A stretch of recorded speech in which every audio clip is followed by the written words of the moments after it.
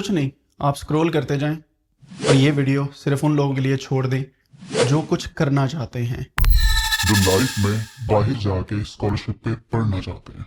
क्योंकि आज की इस वीडियो के अंदर मैं आपको कुछ ऐसी स्किल्स बताने वाला हूं जिससे आप स्कॉलरशिप्स बहुत इजीली ग्रैब कर सकते हैं।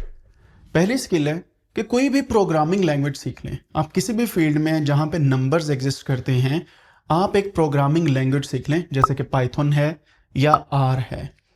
इन प्रोग्रामिंग लैंग्वेजेस की बेस पे आपकी सिलेक्शन बहुत आसान हो जाएगी। उसकी रीज़न क्या है? क्योंकि दुनिया में हर फील्ड के अंदर इतना डेटा आ चुका है कि उसको एनालाइज करने के लिए आपको एक्सेल से एक स्टेप ऊपर जाना पड़ता है, और वो स्टेप होता है प्रोग्रामिंग लैंग्वेज, जैसे कि पाइथन है या आर है।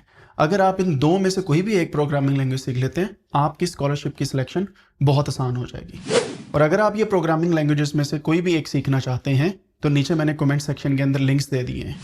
टैग करें उन दोस्तों के जिनके साथ मिलकर आप सीखना चाहते हैं, एंड फॉलो करना ना भूलिएगा। See you in the next one.